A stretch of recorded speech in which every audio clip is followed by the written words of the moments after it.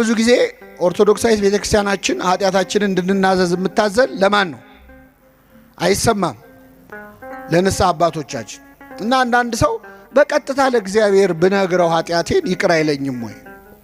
ለምንድነው ለካህን የምንናገረው የሚሉ ሰዎች አሉ።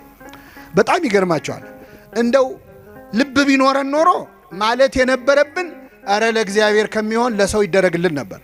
ከሰውና ከእግዚአብሔር የሚያስፈራው ማን ነው?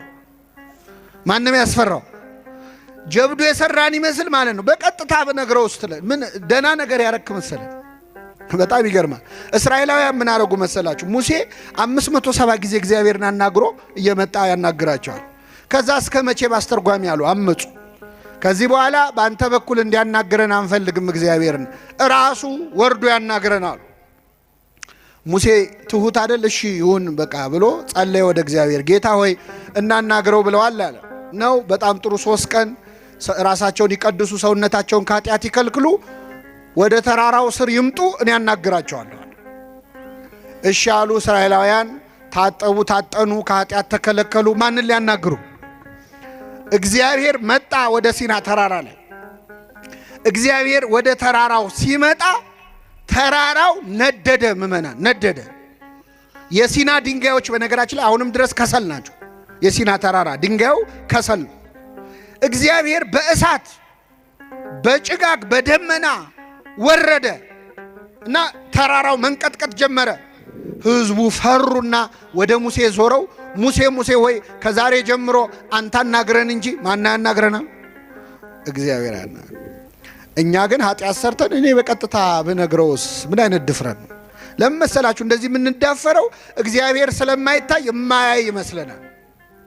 እስመ አይነ ሰብ ያፈርሆሙ ይላል። የሰው አይን ይፈራሉ፣ የእግዚአብሔር አይን ግን ከሺህ ፀሐዮች በላይ እንደሚያበራ ያውቁ። እኛ ኃጢአት ስንሰራ እንዳያየን የምንፈራው ሰውን ነው። ግን ማን ያያል? ጨለማ ውስጥ ብትደበቅ ጨለማ በሱ ዘንድ አይጨልምም። ከሰማይ ከምድር ከብርሃን ከጨለማ መደበቅ አይቻልም። እግዚአብሔር በሁሉ ውስጥ አለ እና ኃጢአት ስንሰራ ያላሰብነውን እግዚአብሔር ንስሐ ሲሆን ነው ወይ የምንጠይቀው? ለሱ በቀጥታ ልንገረው።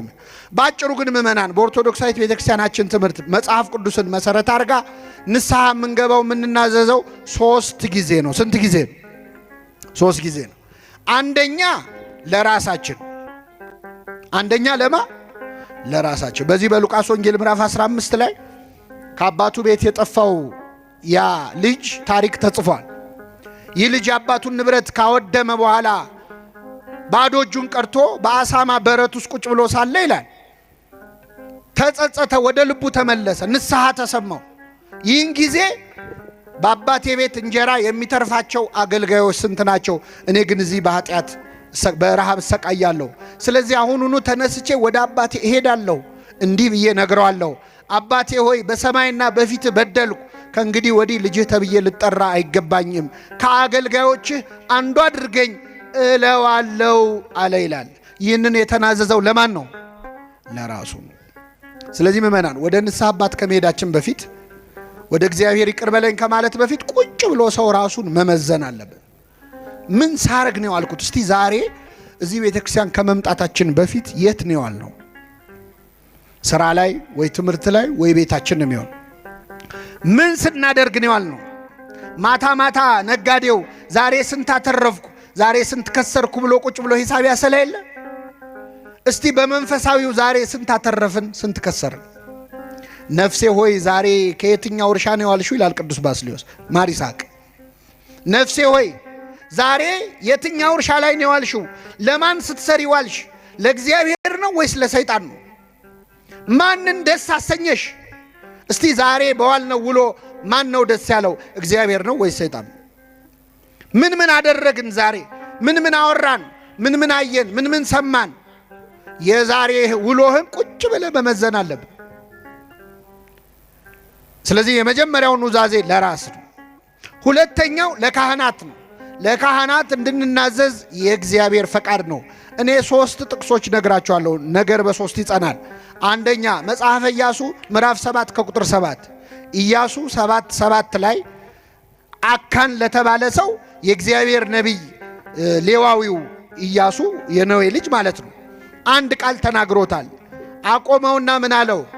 ልጄ ሆይ ያደረከውን ንገረኝ፣ ለእግዚአብሔር ተናዘዝ አለ። እስኪ በሉ ያደረከውን በሉ እንጂ ንገረኝ፣ ለእግዚአብሔር ተናዘዝ።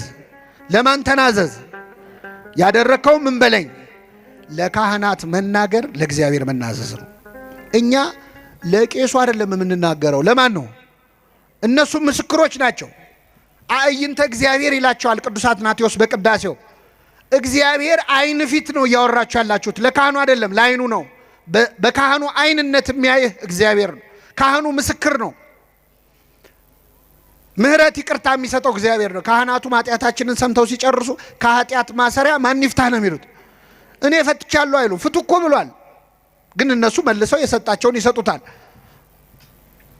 በጣም የሚገርም ነው። እና ለእግዚአብሔር ክብር ስጥ፣ ያደረግከውን ንገረኝ፣ ለእግዚአብሔር ተናዘዝ አለ። አንድ ሁለተኛ የማቴዎስ ወንጌል ምዕራፍ 3 ቁጥር 18 ላይ በዮርዳኖስ ማዶ ዮሐንስ ያጠምቅ በነበረ ጊዜ ሊጠመቁ የሚመጡት ሰዎች ኃጢአታቸውን ይናዘዙ ነበር ይላል።